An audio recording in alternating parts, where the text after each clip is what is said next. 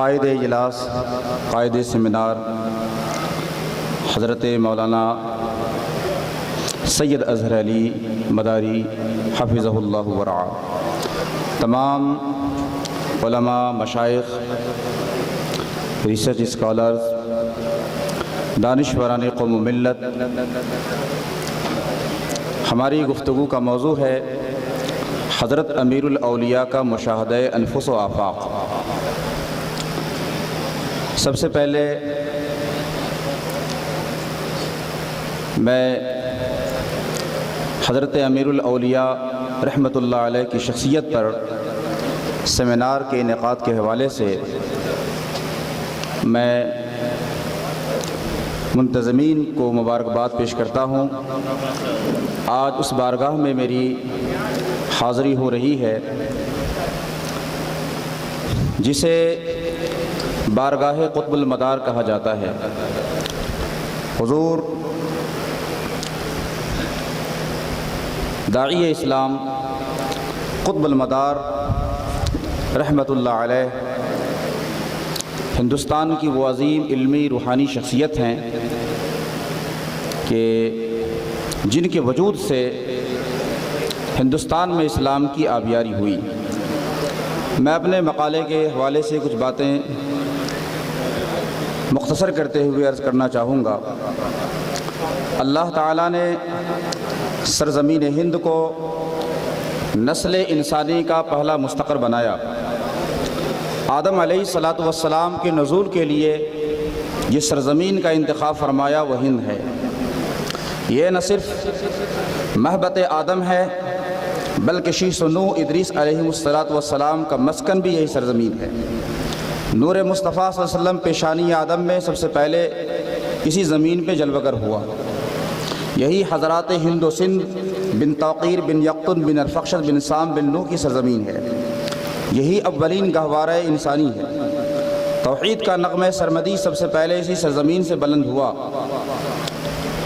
انبیاء علیہ السلام کے دور کے بعد ہزاروں سال اس زمین پر ایسے گزرے کہ شرک و کفر، اصنام پرستی، صورت پرستی اور مظاہر فطرت کا سلسلہ، پرستش کا سلسلہ شروع ہوا۔ 7ویں صدی عیسوی کے اوائل میں اللہ تعالیٰ نے سسکتی ہوئی انسانیت پر رحم فرمایا اور سلسلہ نبوت کی آخری کڑی ہادی عالم صلی اللہ علیہ وسلم کو مبعوث فرمایا۔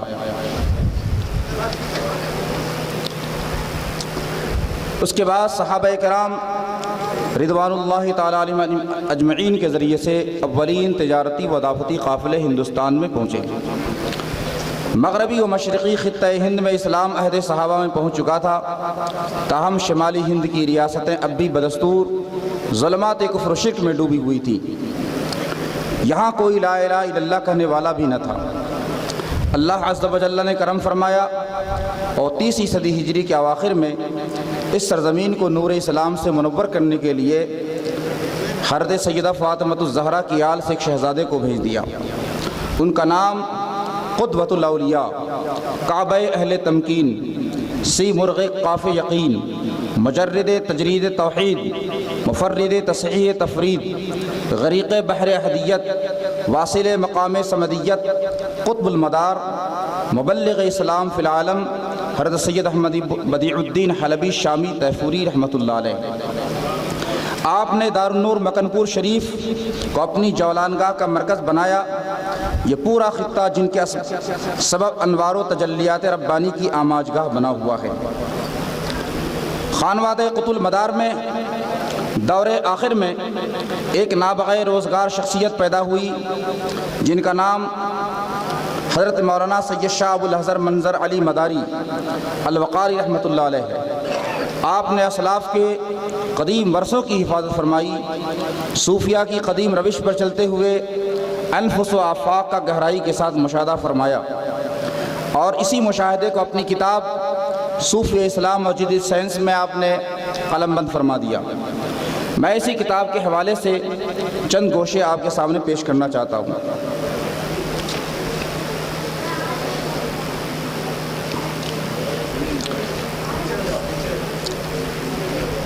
انسان کو اللہ تعالیٰ نے اشرف المخلوقات بنایا اور خلیفۃ اللہ فی الارض بنایا، یہ ساری باتیں آپ حضرات جانتے ہیں، لیکن مناطقہ نے انسان کی جو تعریف کی وہ انسان کی حقیقت سے بہت دور ہے۔ منطقیوں کی فکری کم مائیگی، بے عقلی اور حقیقت انسان سے بے خبری کا پتہ دیتی ہے۔ مناطقہ کہتے ہیں کہ انسان حیوان ناطق کا نام ہے۔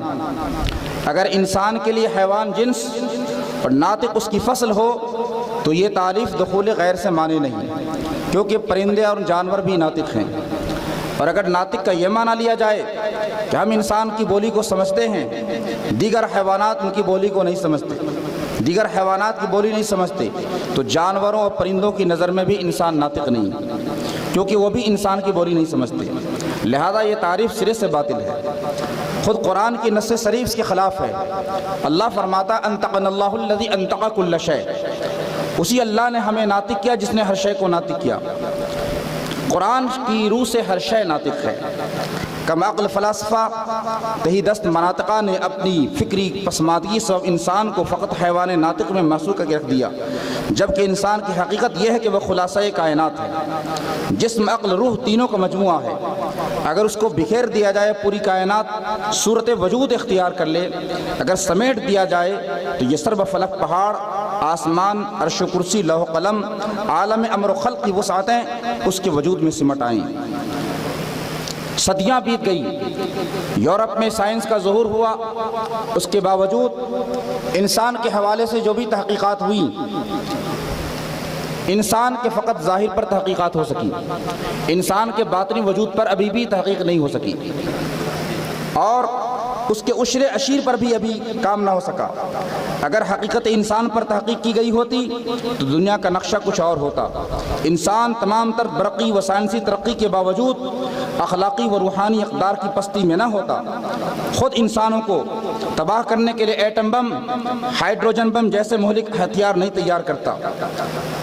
جنگ عظیم اول و دوم کی تباہ کاریوں نے دنیا پر یہ واضح کر دیا کہ دھاتوں پر کی جانے والی تحقیق یہ درس لوہے پر، مادیات پر تحقیق ہے، انسان پر تحقیق نہیں ہے۔ ان تحقیقات نے انسان کو خلائی یا زمینی مشین بنا دیا اور انسان اس کے نتیجے میں چاند پر کمندیں ڈالنے کے قابل ہو گیا۔ تاہم یہ انسان کی ترقی نہیں کہی جا سکتی۔ دوربین، خوردبین، سیٹلائٹ کی ایجادات نے قریب اور بعید کے فاصلوں کو ختم کر دیا، مگر یہ لوہوں اور دھاتوں کی ترقی ہے، مادہ کی ترقی ہے۔ انسان نے جس چیز پر محنت کی وہ ترقی کر گیا، انسان کی ترقی کا اس سے کوئی تعلق نہیں ہے۔ انسان کی ترقی جب ہوتی جب انسان اپنے اندر پوشیدہ خزانوں کو دریافت کر کے قدرت کے راز ہائے سربستہ کا انکشاف کرتا، بغیر کسی سیٹلائٹ کے، بغیر کسی دوربین کی مدد کے لاکھوں میل کے فاصلے پر واقع اشیاء کا مشاہدہ کر لیتا، بغیر کسی آلہ سماعت کے فقط روحانی قوت کے ذریعے عالم غیب کی باتوں کو سن سکتا، بغیر کسی مادی وسائل کے زمان و مکان کے فاصلے سمیٹ کر سیکنڈوں میں آصف بن برخیا کی طرح کسی بھی مقام پر پہنچ جاتا، تب یہ انسان کی ترقی کہلاتا۔ پوری دنیا کے اندر فقط ایک طبقہ ہے، ایک گروہ ہے جس نے حقیقت انسان پر تحقیق کی، انسان کے اندر پوشیدہ 18,000 عالموں کی دریافت کی، انسان اور پوری کائنات کے درمیان کیا باہمی ربط ہے اس راز کا پتہ لگایا، کس طرح ایک عالم صغیر کے اندر ایک عالم کبیر جلوہ گر ہے، اس کے بارے میں بتایا۔ وہ جماعت صوفیاء اعظام کی جماعت ہے، یہی وہ جماعت ہے جس نے انبیاء کرام کے بعد اس کائنات کی ظاہری اور باطنی سیر کے ذریعے اپنی انسانیت کی تکمیل کی۔ انسانیت کی تکمیل فنائیت کے بغیر ممکن نہیں۔ جب تک انسان صفات بشریہ کو مغلوب اور فنا کر کے فنائے تام کا درجہ حاصل نہیں کر لیتا، وحدت الوجود اور وحدت الشہود کا فلسفہ اس پر روشن نہیں ہو سکتا۔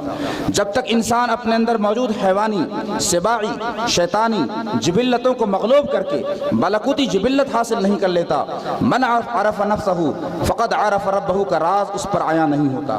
پھر جب عیاں ہوتا ہے تو اپنی ہمت کی بلندی، پرواز کی رفت کے باعث عالم خلق کی حدوں سے نکل کر عالم امر کی حدوں میں پہنچ جاتا ہے جہاں نہ زمانہ ہے نہ زمانے کے تقاضے، نہ مکان ہے نہ مکان کے تقاضے، زمان و مکان، ٹائم اینڈ اسپیس کی حدوں سے باہر اپنی روحانی جبلت کو ترقی دے کر اس وحدت کی طرف عروج کرتا ہے جب کلمہ کن کا صدور ہوا تھا اور ایک امر کن سے یہ عالم رنگ و بو وجود میں آ چکا تھا۔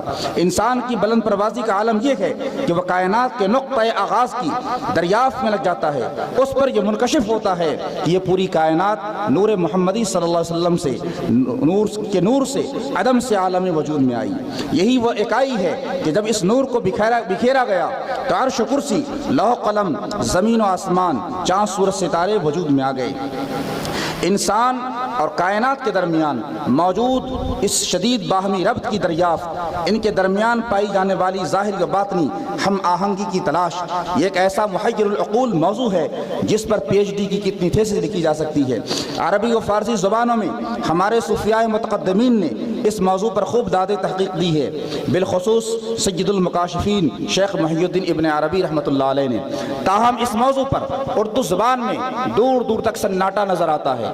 اس موضوع پر تھوڑا تھوڑا اشارہ چند کتابوں میں ملتا ہے، لیکن راقم سطور کی معلومات کے مطابق سیر حاصل گفتگو کسی کتاب میں نظر نہیں آئی، کیونکہ یہ کوئی سہل وادی نہیں کہ جو چاہے اس میں قدم رکھ دے۔ یہ ایک ایسا تہدار متنوع الجہات موضوع ہے جس پر خامہ فرسائی کرنے کے لیے غزالی کا دماغ، رازی کی فکر، ابن عربی کا مکاشفہ، شمس تبریز کی سوزش، رومی کا سوز، جامی کا عشق اور قطب المدار جیسی فنائیت چاہیے، تب کہیں جا کر اس موضوع کا حق ادا ہو سکتا ہے۔ اردو کے صوفیہ میں جس شخصیت نے اس ہفت خواہ کو طے کیا وہ صوفی کامل، واقف اسرار ربانی، امیر الاولیاء ہر سید منظر علی مداری رحمۃ اللہ علیہ کی ذات ہے۔ صوفیہ اسلام اور جدید سائنس کتاب لکھ کر اس موضوع پر تحقیق کے لیے ایک شاہراہ قائم کر دی۔ انسان اور کائنات کے بارے میں امیر الاولیاء کے مشاہدات میں سے چند گوشے پیش کر کے اپنی گفتگو ختم کرنا چاہتا ہوں۔ عالم صغیر میں عالم کبیر کے نمونے۔ انسان کا وجود اتنا بامانہ اور مختلف الجہات ہے کہ اس عالم بسیط میں جو کچھ موجودات سے ہے ان کا ایک نمونہ انسان کے وجود میں رکھ دیا گیا ہے۔ یہی وجہ ہے کہ صوفیہ کی اصطلاح میں انسان عالم صغیر ہے، جس کے اندر 18,000 عالم پوشیدہ ہیں۔ حضرت امیر الاولیاء اپنی کتاب میں رقم تراز ہیں۔ انسان کائنات عالم کا مجموعہ ہے، تو انسان کے جسم میں ہڈی مثل پہاڑوں کی ہے، اس پر چھایا ہوا گوشت مثل پوری روئے زمین کے، اس میں نسیں مثل پائپ لائن کے، خون پانی کے مانند ہے جس میں بے شمار قسم کے جواہر پائے جاتے ہیں۔ اس کے گوشت اور کھال کے درمیان چربی مثل پردے کے ہے، جسم میں بال زمین و آسمان خلا سے تصاویر کھینچ کر چربی ان تصاویر کو خون کے ذریعے ذہن و قلب تک پہنچاتے ہیں۔ جسم ایسا انسانی ٹیلی ویژن بن جاتا ہے جس کے وجود پر تمام عالم کی تصویریں دکھائی دیتی ہیں۔ انسان کے جسم میں اس کا قلب خدا کے عرش سے منقلب ہوتا ہے۔ انسان کے جگر پر جو جواہر جمع ہوتے ہیں وہ کرسی سے نازل ہوتے ہیں، اور اس کے دماغ کا تعلق قطب ستارہ سے ہوتا ہے، اور بیت النور سے نازل ہونے والے جواہر مستق میں جمع ہوتے ہیں۔ دوسری مثال، ایک مقام پر انسانی اعضاء کے خلق کی وضاحت کرتے ہوئے لکھتے ہیں انسان تمام عالم کا مجموعہ ہے، تو اس کے جسم میں جو گوشت کے لوتڑے ہیں الگ الگ مٹی سے بنائے گئے ہیں، جیسے قلب گنبد خضرا کی زمین کی مٹی سے، مستق خانہ کعبہ کی مٹی سے، دماغ بیت المقدس کی زمین کی مٹی سے، جگر مزدلفہ کی مٹی سے، پھیپھڑے منا کی مٹی سے، ناک عرفات کی مٹی سے بنائے گئے۔ 6 اور 7ویں جو پوری کائنات میں پھیلی ہوئی یعنی انسان کا جسم، گویا یہ بھی 7 زمینیں ہیں جو الگ الگ اپنے جواہرات رکھتی ہیں۔ یہ انسان کے حوالے سے بہت بڑی حقیقت کا انکشاف ہے کہ کس طرح پورا عالم انسان کے چھوٹے سے پیکر میں سمٹ آیا ہے۔ صفا مروہ کے درمیان سعی کیوں کرتے ہیں تو اس کا فائدہ کیا ہے؟ عام طور سے لوگ جانتے ہیں صفا مروہ کے درمیان سعی کرتے ہیں، اور اس کی وجہ یہ ہے کہ حضرت حاجرہ رضی اللہ تعالیٰ عنہ کی سنت ہے، لیکن ایک عظیم حقیقت کا انکشاف حضرت امیر الاولیاء نے اپنی کتاب میں فرمایا، اور وہ اتنی بڑی حقیقت ہے اگر آپ لوگ جان لیں تو یقیناً طبیعت باغ باغ ہو جائے گی۔ صفا مروہ دنیا کی عام پہاڑیوں کے مثل نہیں، بلکہ یہ پہاڑیاں جنت کے 2 دروازے ہیں۔ جہاں پر ہمہ وقت 70,000 انوار و جواہر کا خروج ہوتا رہتا ہے۔ حضرت امیر الاولیاء نے ایک حدیث کوٹ کی، فرماتے ہیں آقا کریم صلی اللہ علیہ وسلم نے ارشاد فرمایا الصفا والمروہ بابان من الجنہ وما بینہما قبر 70,000 نبی۔ صفا مروہ یہ جنت کے 2 دروازے ہیں اور ان دونوں کے درمیان 70,000 انبیاء کرام کی قبریں ہیں، جن کی وجہ سے یہ پورا خطہ ارضی انوار الہی کا مرکز ہے۔ ہر نبی کی تجلی اور ہر ایک کے جواہر یہاں کی فضاؤں میں بکھرے ہوئے ہیں۔ جب لوگ صفا مروہ کا طواف کرتے ہیں تو ان 70,000 تجلیات کو اپنے وجود میں سمیٹتے ہیں۔ یہی وجہ ہے خانہ کعبہ کا طواف ہو یا صفا مروہ، سر پہ کپڑا رکھنے کا حکم نہیں ہے، یعنی خالی سر ہو، اور اس کے بعد حجاج کو یہ حکم دیا جاتا ہے کہ وہ کپڑے اتار لیں، تاکہ جو انوار و تجلیات وہاں موجود ہیں اور خانہ کعبہ پر جو انوار عرش کرسی سے اور بیت النور سے اتر رہے ہیں، وہ انوار و تجلیات حاجیوں کے یا طواف کرنے والوں کے جسم میں، ان کے دل و دماغ میں آ سکیں، داخل ہو سکیں۔ اگر وہ کپڑا پہنے ہوتے ہیں تو پھر وہ چیزیں، وہ نور اندر سرایت نہیں کر پاتی ہے۔ اسی وجہ سے سر کو کھولنے کا، پھر جسم کو بھی بغیر سلے ہوئے کپڑے پہننے کا حکم دیا گیا۔ یہ تمام باتیں ہیں جو انہوں نے اپنی کتاب میں ذکر فرمائی ہیں۔ وقت نہیں ہے، انشاءاللہ تفصیلی مقالہ آپ حضرات اس کتاب میں ملاحظہ فرمائیں گے۔ انہی کلمات پر میں اپنی گفتگو ختم کرتا ہوں۔ اللہ تبارک و تعالی ہماری سب کی آمد کو قبول فرمائے۔